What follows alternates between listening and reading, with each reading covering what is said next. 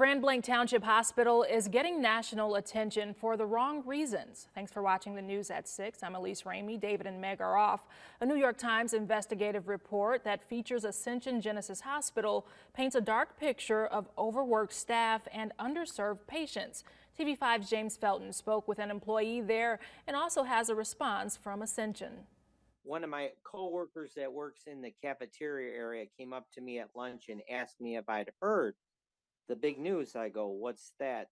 And she asked me if I had a New York Times subscription, and I said no. And she goes, "Well, there's an article on Ascension and our hospital in particular." Ascension Genesys Hospital employee Archie Austin talking about this article published Thursday in the New York Times. It reports that Ascension spent years cutting jobs, leaving it, quote, flat-footed when the pandemic hit. The New York Times goes on to say that Genesys has lost 30% of its permanent nurses since a hiring freeze in 2018. The article features a nurse who claims they are routinely told to work 16-hour shifts or they could be fired. Austin, who is a housekeeper at Genesys, tells me he's heard the stories and he believes the New York Times article is long overdue. Everybody's been on edge for months now. It's been basically hell the last almost 3 years since COVID hit to begin with.